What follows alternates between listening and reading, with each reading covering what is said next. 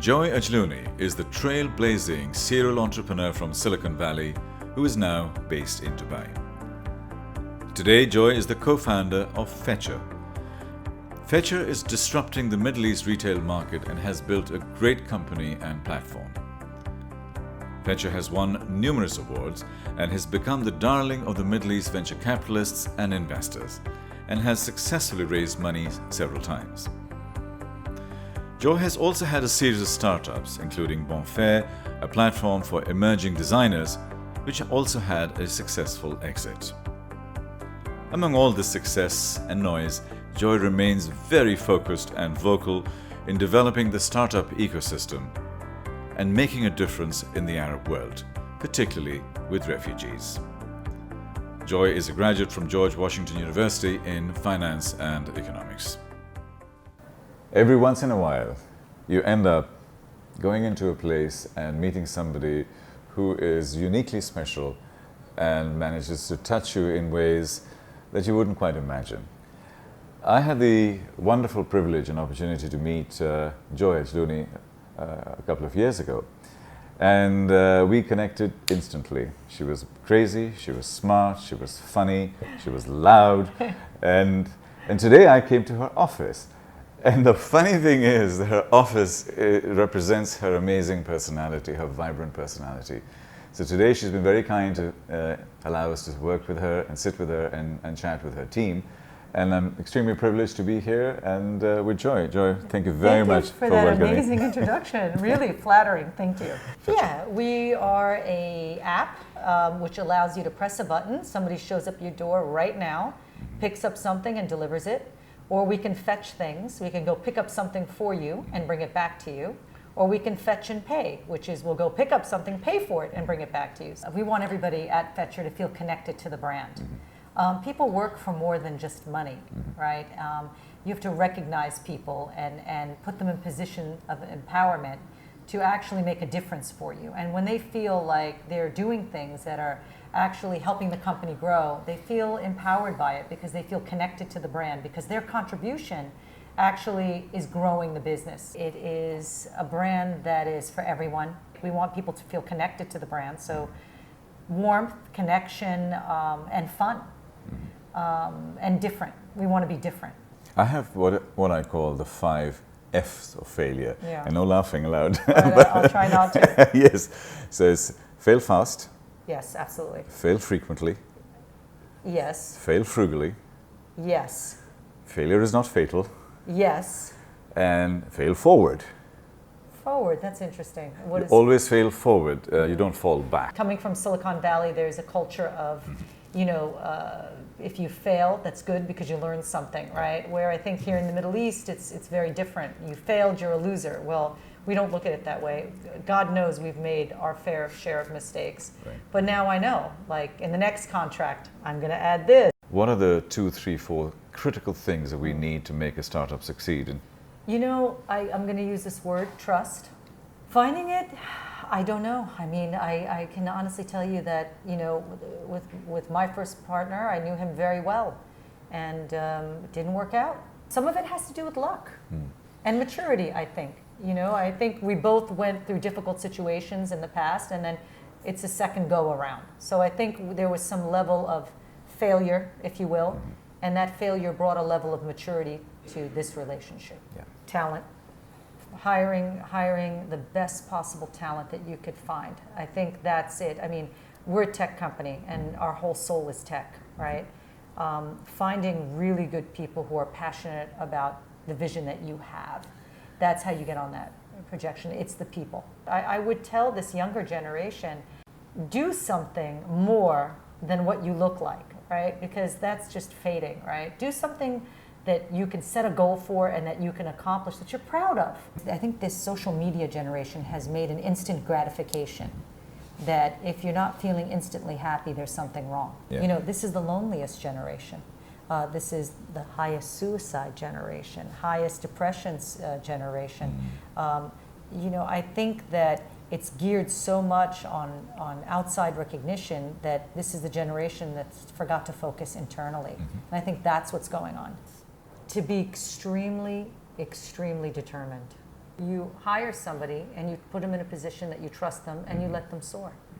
Otherwise, you shouldn't hire them at all. There has to be an element of trust, but you've got to see that they're passionate. You've got to see that they're in it, that they want ownership. It's not easy. Woman, man, anything. So it takes time. There's an education process where the people who are actually giving you money are learning as they're giving you the money. But with more companies like Souk and other companies like these, as they grow more focus and they become successful, then there'll be more focus on startups. Right? I promise you, whether I had $20 in the bank or I had $200 million in the bank, I'm still gonna shop at Gap. And I'm still, I'm a simple. That's not what makes me happy. You see, what makes me happy is employing more people, building a company, building a dream, accomplishing what I set out to. That's what drives me. I'm not driving a Ferrari. How can we empower a whole new generation of entrepreneurs and startups here? How do you make it cheaper for entrepreneurs to start businesses here? And I say this all the time. It's hard enough for IBM, who's got billions of dollars, to come here. When you're an entrepreneur, you've got no money, you're poor, you're broke. How do you make it easier? And don't put these poor startups for the same rules and regulations as you do corporate people coming in. I'm hoping that we're a role model for growth in this region, because we were born in Dubai, we were made in Dubai, so I'm hoping that we shine a light and that we have a nice exit. Second of all, how do we help other entrepreneurs see what we did and have them do the same thing? But while you're doing this, you've got to be laughing, you've got to be having fun. I'm always having fun. My name is Joy, for God's sake. Absolutely, joy of my life. Joy, it's a real pleasure. Thank you so much. Very, very much. It's been a wonderful experience.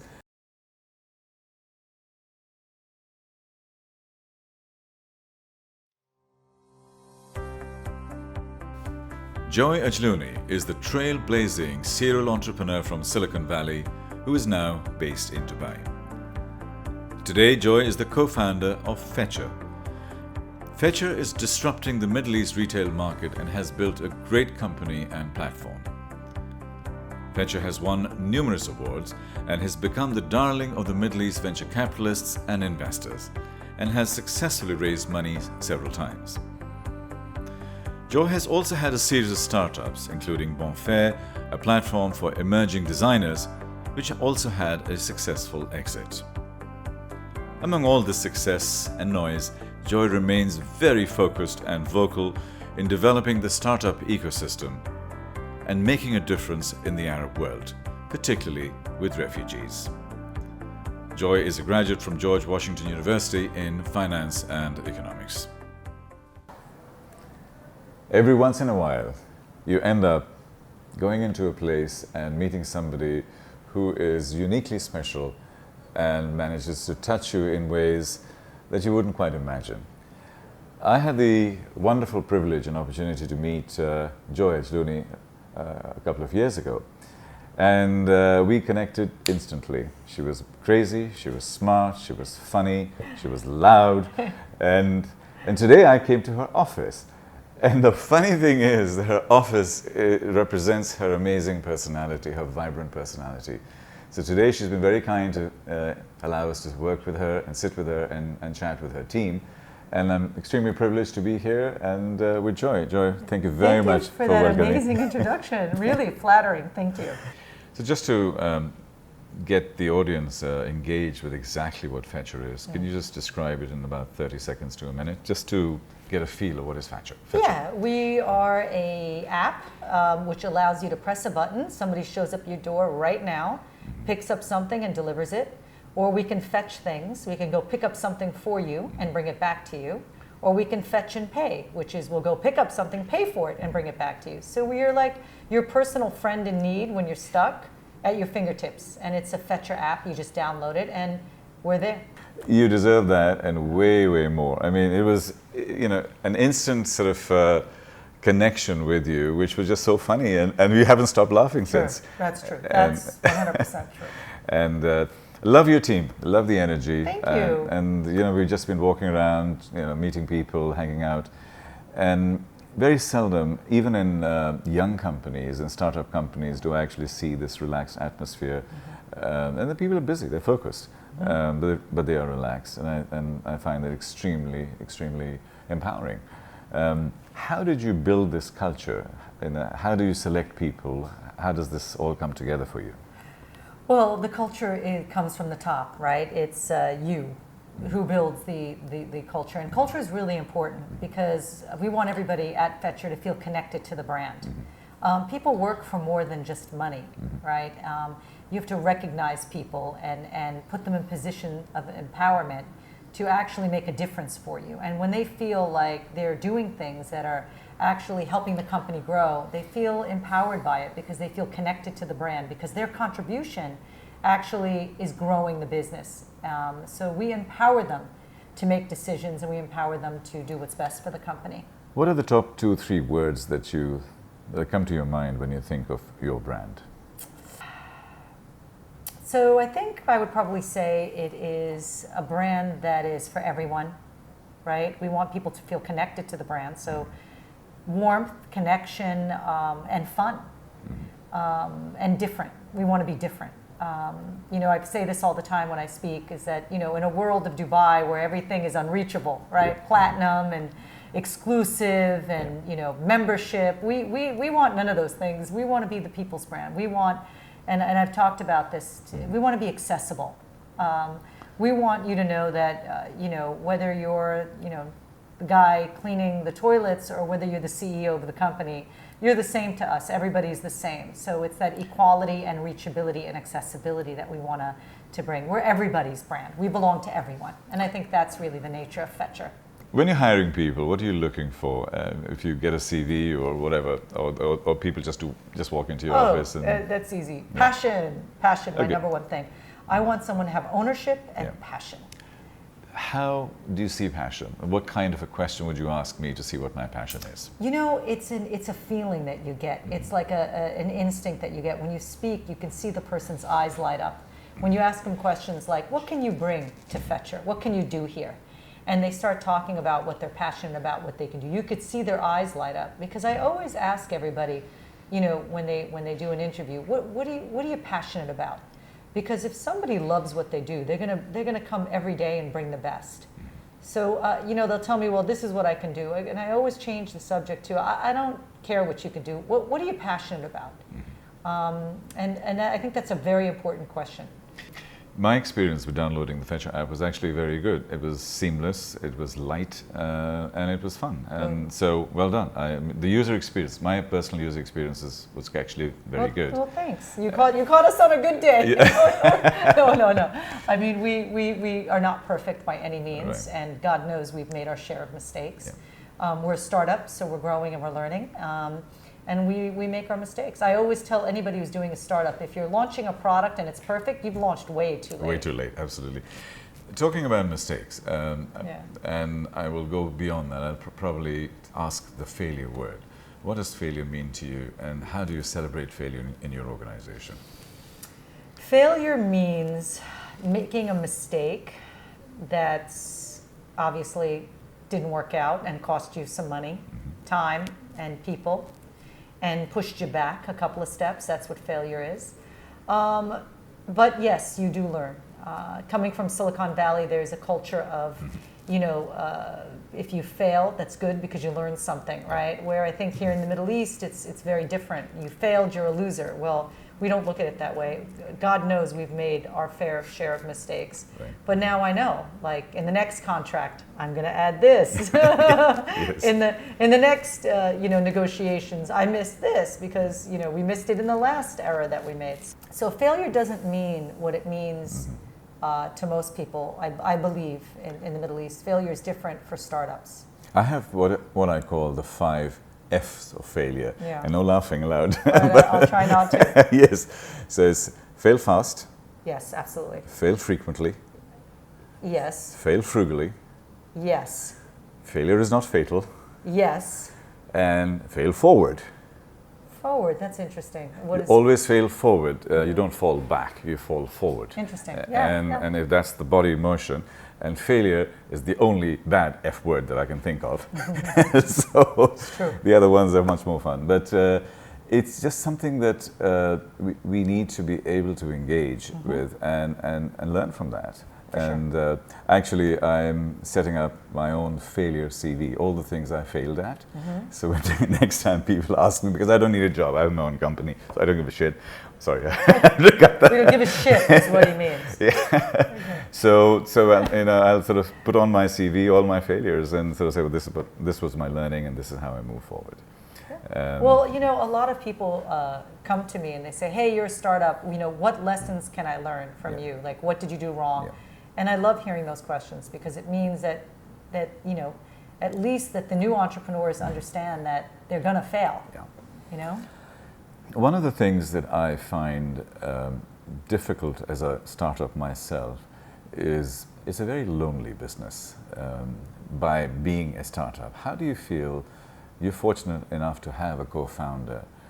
What role does he play with you and for you in the sense of this lonely journey? Great question.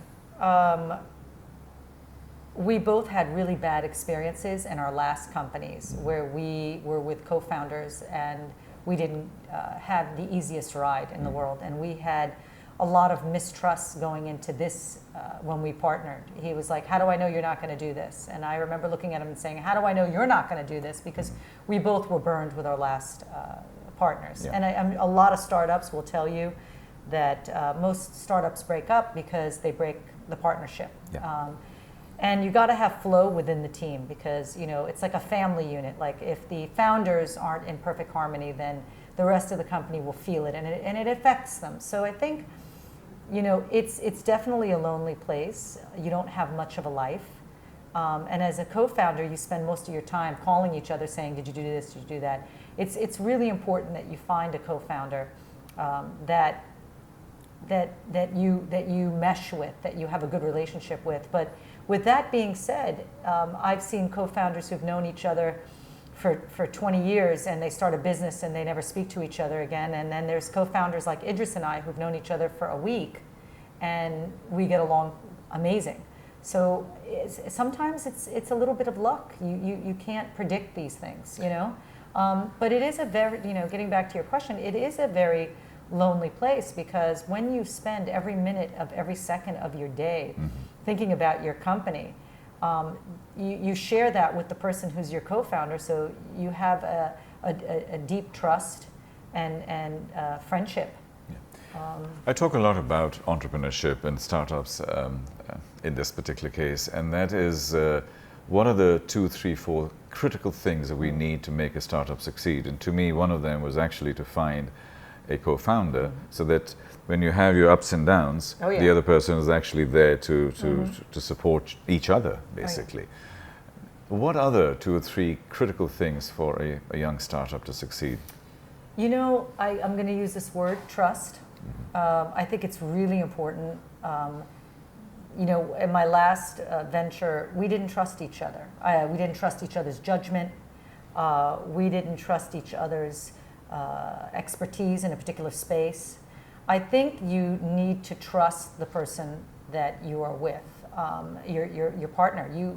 And I think it's better if you do 2 different things. Like my partner and I are completely experts on 2 different subjects. Right. He knows things much better than I do, and I have a grasp on things that he has nothing. And he trusts my opinion, and I trust his. And I just think trust is probably the big one. But what other factors, not just about the founder, but as a young company, what are the sort of things that we should really be cognizant of and aware of in terms of being able to find that? Finding it, I don't know. I mean, I can honestly tell you that, with my first partner, I knew him very well. And it didn't work out. We didn't trust each other. We fought all the time. Idris had the same experience, my co-founder, with his partner. Like I said, Idris and I knew each other, I think, a week when we decided to. But some of it has to do with luck and maturity, I think. I think we both went through difficult situations in the past, and then it's a second go around. So I think there was some level of failure, if you will, and that failure brought a level of maturity to this relationship. Yeah. The world is growing exponentially in terms of technology and change and software, just going literally almost vertically. You fortunately have got yourself on that vertical trajectory.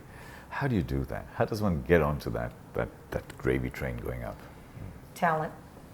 Hiring the best possible talent that you could find. I think that's it. I mean, we're a tech company and our whole soul is tech, right? Finding really good people who are passionate about the vision that you have. That's how you get on that projection. It's the people. So would you agree with what Steve Jobs used to say, that I much rather have 10 great people than 300 average people? 150, and we've made that mistake ourselves at Fetchr. We hired quantity, and now we're getting to the point where we're really dwindling it down to quality. But absolutely, I mean, Steve Jobs was a brilliant man and a legend for a reason, right? But his words are wise. Yeah. Absolutely, quality over quantity any day. In this steep curve that you're on, and I think about Moore's law, you're doubling every year. You're actually 10xing every 2 years. Oh yeah. How does one? What are the few things that we need to do to get into a 10x mode? Is it thinking? Is it heart? Is it trust? Or is it a combination of all of that? I think it's projections. You put it up on the board, and you get your best team together, and you say, this is where we need to be by this day. How are we going to get to this number by this day? And then you work it backwards. You say, how are we going to do this? A, what is your opinion on how we're going to get there? B, how is your opinion on how? And you sit with your team and you actually put concrete things on the board of how you're going to do them. And then every week you go back to what did you accomplish to get to that point. So you really got to put it down on paper. You can't just say, okay, we're going to get to this number by this date. Well, how? You have to put baby steps and reach those baby steps and put them down. So the big visualization is really important for you? Oh, absolutely. So as President Kennedy said in 1961, we're going to the moon. Yeah. And we're going to get there in this decade. And they got there in 1969. Exactly. And is that your philosophy of moonshotting every day? Projections.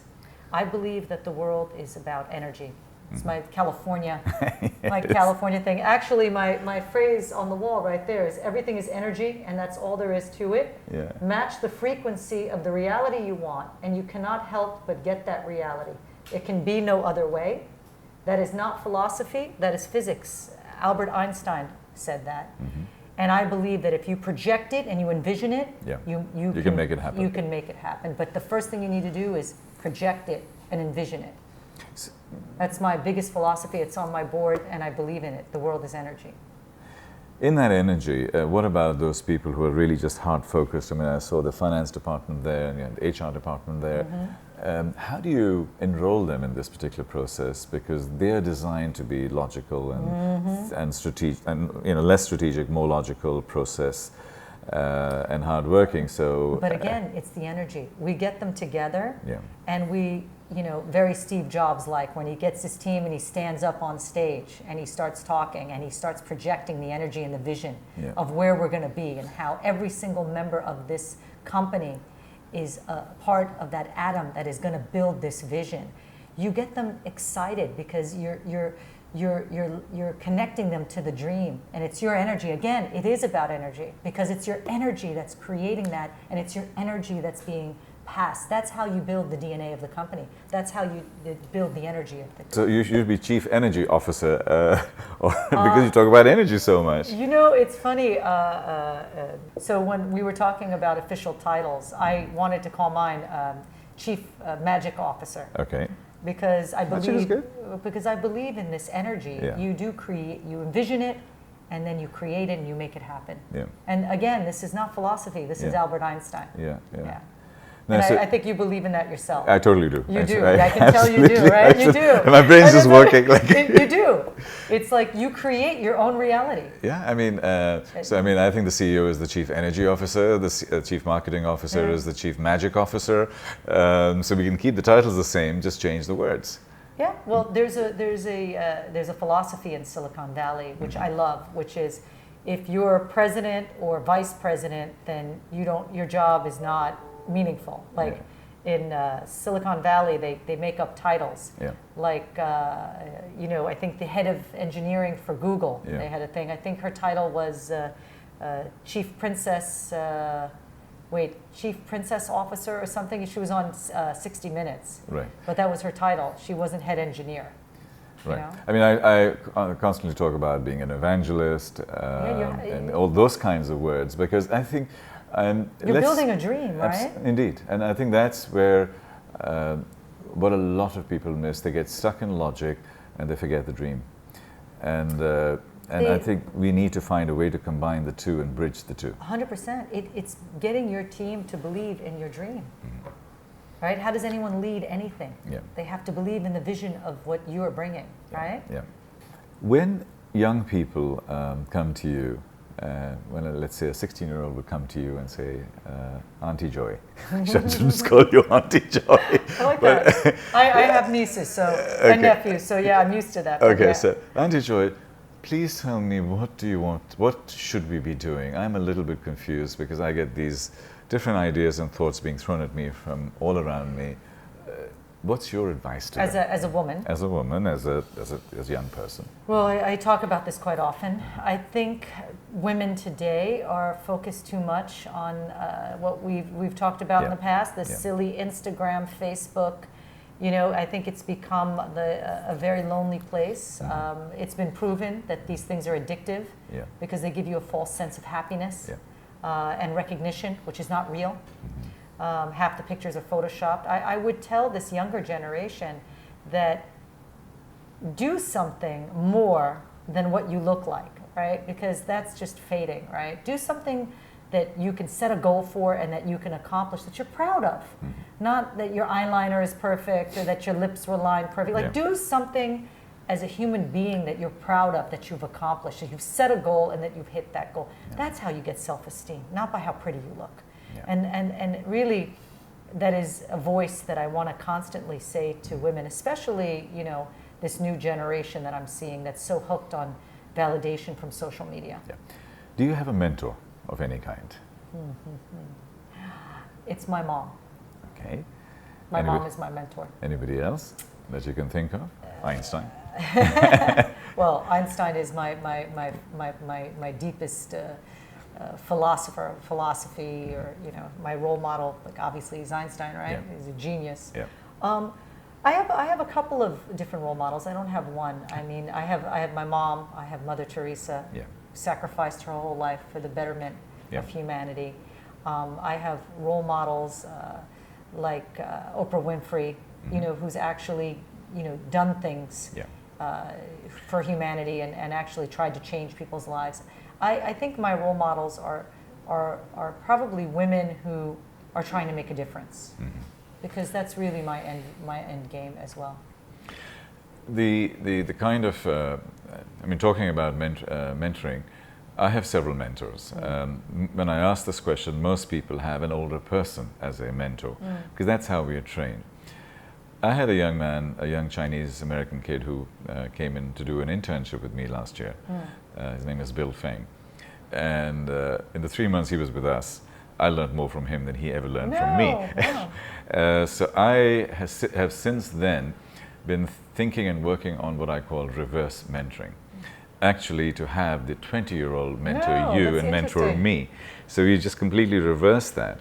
Because in China, what they say is that if you want to think about the future and learn about the future, ask a child, ask a younger person.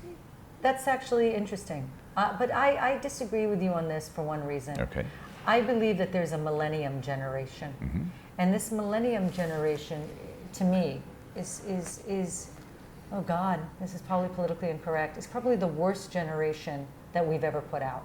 We hire a lot of millenniums. And I can see that they're not as focused, they're more instant gratification driven. So I've actually done what you've said. I've sat with the younger generation and I've asked these hard questions.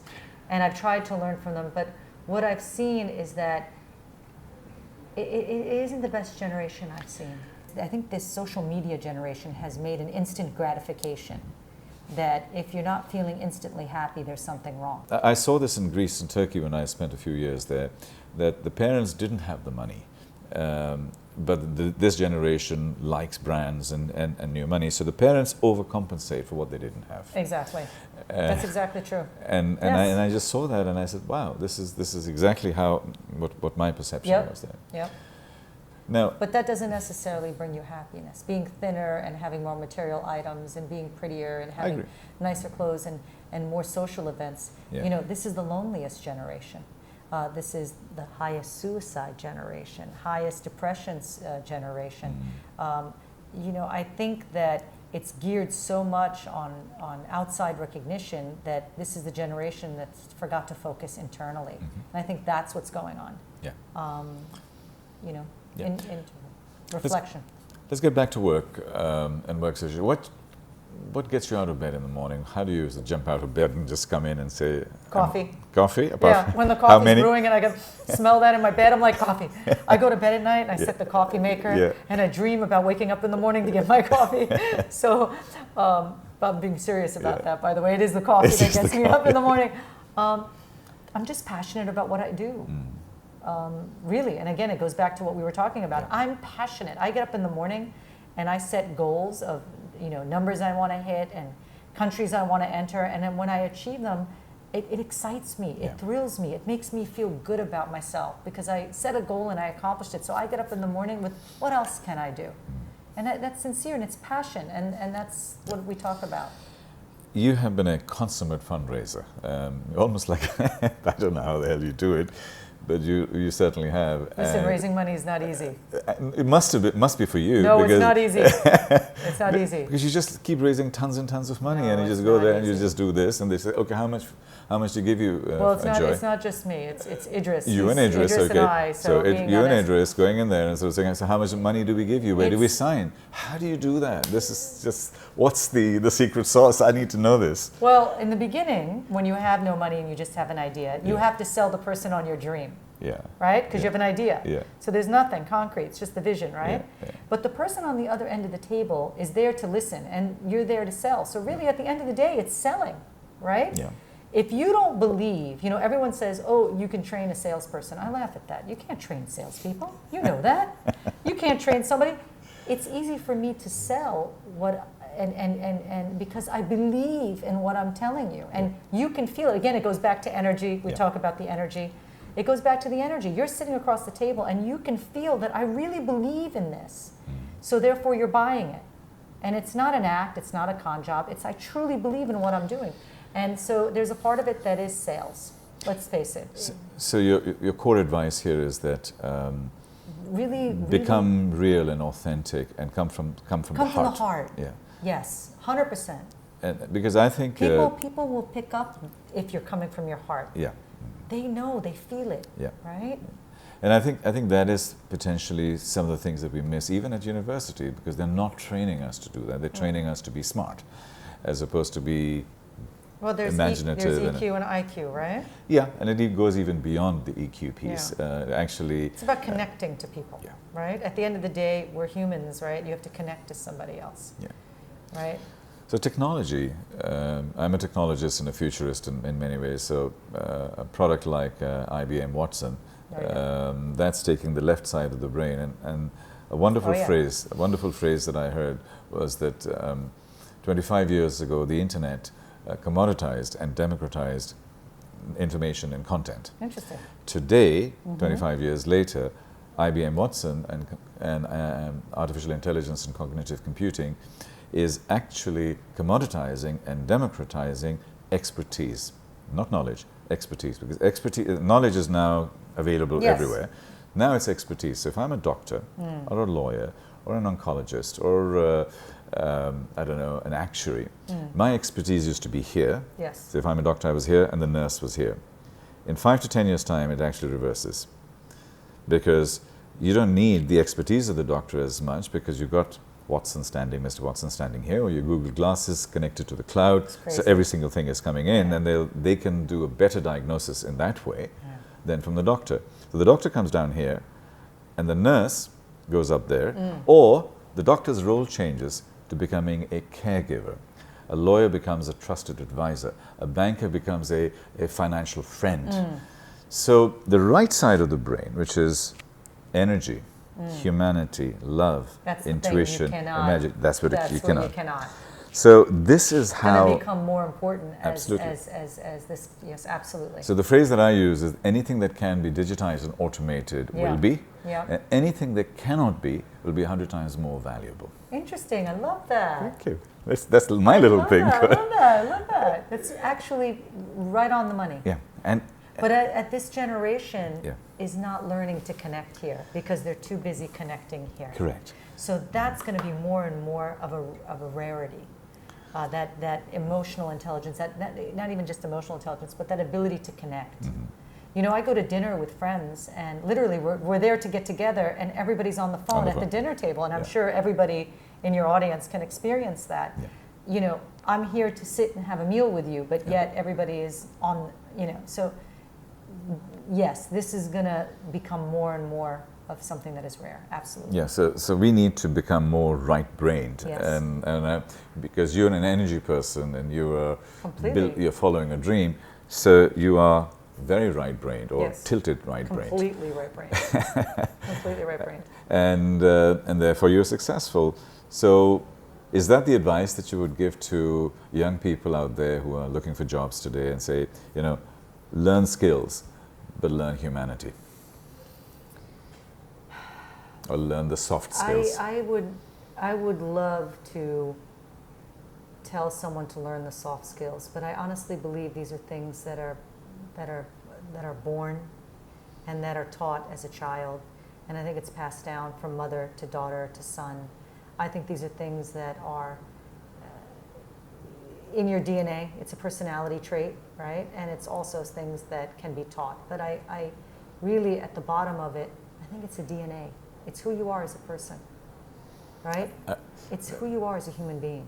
I'd like to challenge you, not today, but I would like to challenge you on that, because I think there are elements of DNA. I agree with you. However, what we do, people like yourselves and myself, is that we unlock people. We give them... We try. Often I do. So, okay, unlock is one. Inspire. You know, so those are the elements that are there. You can, yes, in moments. But look, I see an old man crossing the street by himself, and I'm able to connect into his loneliness, and I feel the sadness that he's got nobody with him, and I can actually feel that. You know, I don't believe that you can teach that amount of empathy and to be able to put yourself in somebody else's shoes. I think that's a heart and a DNA as well. I think some things can be taught, you know, to notice other people in a learning lesson, but I think the actual feeling it, I don't think that's something that can be taught. Okay. The people who will be watching this interview, it's going out to 25 million people. A lot of them are looking for jobs. What do you say to them is, and I would say a vast majority of them are unlikely to get a job quickly or easily. What do you say to them? How do you give them hope? To be extremely, extremely determined. I've hired people that I saw their resume and I was like, yeah, this is not a fit. But dear God, they sent it to me again, and they sent it to me again, and they sent it to me again, and they said, can you just meet me? If you don't like me, it's okay. Can you just meet me? I'll meet you anywhere you want to meet me. How about a cup of coffee? Any place. I'll get you a cup of... I mean, I'm like looking at the resume and I'm like, dear God, the resume is just not working. Yeah. But the sheer energy and determination, I was like, I got to hire this person. This person wants it. Yeah. And is passionate about being here at Fetchr. And I have not been wrong on that, because that continues. One of the insights, an interesting insight that I got with another great leader like yourself, who I interviewed for this series, where he said that we take average, above average people and we make them rock stars. We make them great. We give them platforms to rise. And because the people coming from the top, they come very entitled anyway, but the people who are rising, they're the ones who give their heart and soul. Yeah. Is that your experience too? 100%. Yeah. You hire somebody and you put them in a position that you trust them and you let them soar. Otherwise, you shouldn't hire them at all. There has to be an element of trust, but you've got to see that they're passionate. You've got to see that they're in it, that they want ownership, that this is, you know, that's important. You don't want employees coming to your company who are there just to collect a paycheck. That you're never going to succeed with that. It has to. People are never working just for the money. Yeah. And I think that's something that's really important. And if I see, for all those unemployed people, show me determination, show me relentlessness and your will and your drive to get this job, even though I've told you no 50 times, and I'm going to give it to you, for sure. In my very first job, I had a similar experience. I had to go to almost 300, and not 300 doors before I got my first yes. See? And the person was, where I got the job, wanted to know what I was doing, and I had my little briefcase, and I opened up and I said, this is my list and this is how I'm doing it, and I'm going street by street, door by door. I love it. And he said, can you come tomorrow morning at 12:30? I want you to meet my partner. And I'm just like, okay. And that's how I got my first job. Exactly. You were determined. Yeah. I wouldn't let go. And so many people are just, you know, they like, yeah, you're not for us, and they're like, okay, thanks. Okay.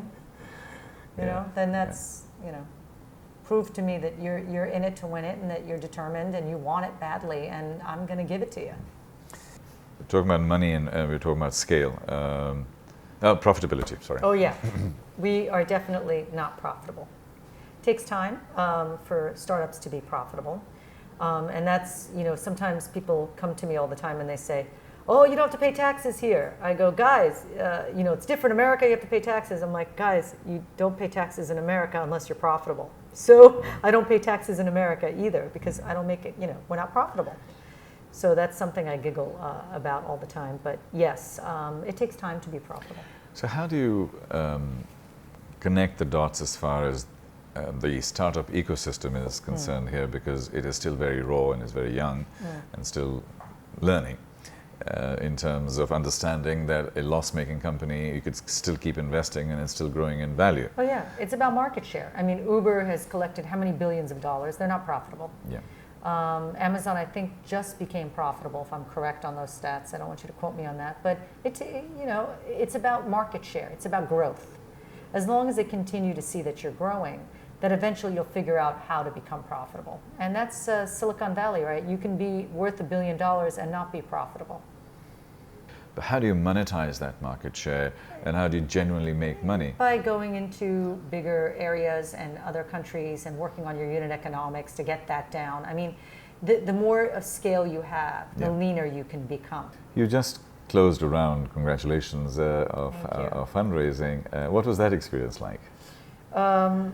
Not easy. You know, everybody thinks that raising money is easy. It's not easy. Woman, man, anything. It takes time. It takes time. And I think in this region of the world, it's you know, venture capital is still very new, right? So it takes time. There's an education process where the people who are actually giving you money are learning as they're giving you the money. But, you know, with more companies like Souk and other companies like these, as they grow, more focus and they become successful, then there'll be more focus on startups, right? So was that, in your opinion, a catalyst for you managing to close your deal?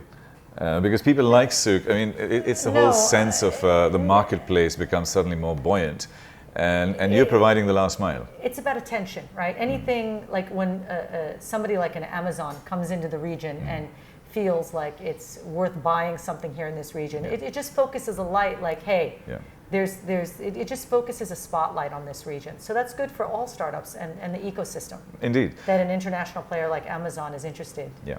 But Amazon comes in here, they grow the e-commerce ecosystem. You are an integral part of that because you literally provide the last mile. You're the ones, we hope so. Without you, this world doesn't, nobody gets anything. No, we need the last mile for sure. And is that how you sell? What's your pitch to an investor? E-commerce is growing. Yeah. And it's growing very quickly here in this region of the world. And at the end of the day, e-commerce is last mile. Last mile is e-commerce. I mean, everyone makes e-commerce this very sophisticated word, right? But at the end of the day, it's shipping. E-commerce is shipping. Yeah. So everybody knows that it's booming. So we are the missing link. You need, you know, at the end of the day, is it easier for me to sit on my laptop and order something, or is it easier for me to go to the mall? Well, obviously it's easier for me to sit on my laptop, but who's going to facilitate that? It's the shippers. So we really see ourselves as e-commerce enablers, right? Yeah. We're the missing link to get that growth. How do you manage temptation?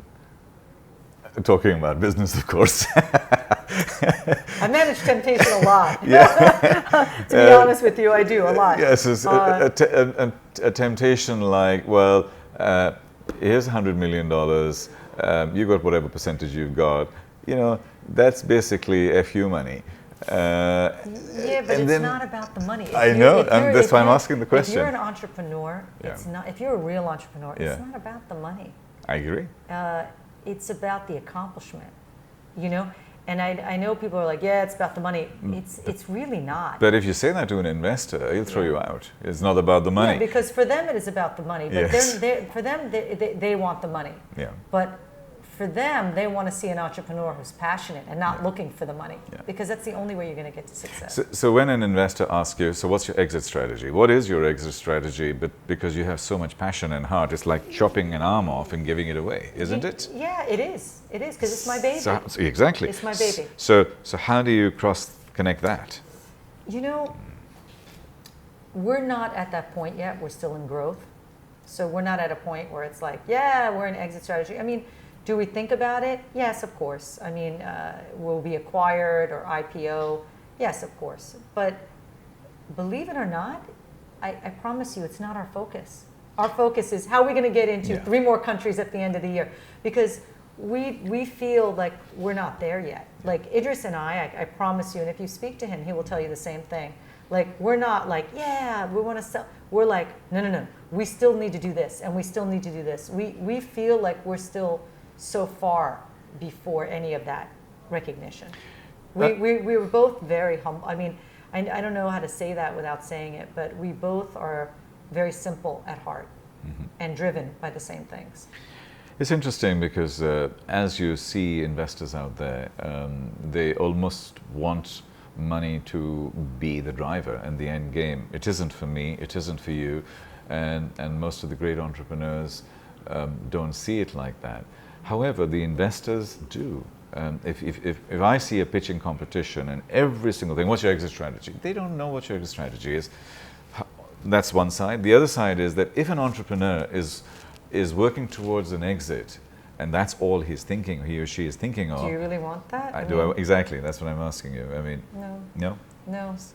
I promise you, whether I had $20 in the bank or I had $200 million in the bank, I'm still gonna shop at Gap. Yeah. And I'm still, you know, I'm a simple. That's not what makes me happy. Yeah. You see, what makes me happy is employing more people, building a company, building a dream, accomplishing what I set out to. That's what drives me. I'm not driving a Ferrari, you know. But that's very Silicon Valley. Yeah. Like if you go to Silicon Valley and you went to Steve Jobs' house, he lives in a white picket fence and he doesn't have security or lives in a castle and he didn't have bodyguards surrounding him and he drove a Prius. You know, he didn't. You know, so I think it's the DNA of. You know, Silicon Valley is a very special place, and I talk about this for one reason, because if you talk to any of the entrepreneurs, what drives them is, okay, we made the money, what are we going to do with our money to change the world? Yeah. You're a consummate entrepreneur. You've started companies, you've exited companies, you've grown companies. What advice do you have to us, to our environment? How do we improve this? How can we empower a whole new generation of entrepreneurs and startups here? How do you make it cheaper for entrepreneurs to start businesses here? And I say this all the time. It's hard enough for IBM, who's got billions of dollars, to come here. When you're an entrepreneur, you've got no money, you're poor, you're broke. You know, like the visa costs, right? We have 1,500 employees, and I've talked about this. You know, in a startup, you fire people because if it doesn't work, they go. But you're afraid to fire people because you just paid all that money for their visa. How do you make it easier, and don't put these poor startups for the same rules and regulations as you do corporate people coming in?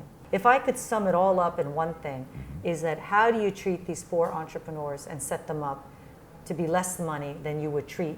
Why would you treat IBM the same that you would treat a poor startup? You shouldn't. How do you see yourself evolving? How do you see this region evolving? And how do you see this company evolving? I'm hoping that, you know, we're a role model for growth in this region, because we were born in Dubai, we were made in Dubai. So I'm hoping that we shine a light, and that we have a nice exit, that the international community can recognize, like, wait a minute, somebody did this in Dubai and they exited.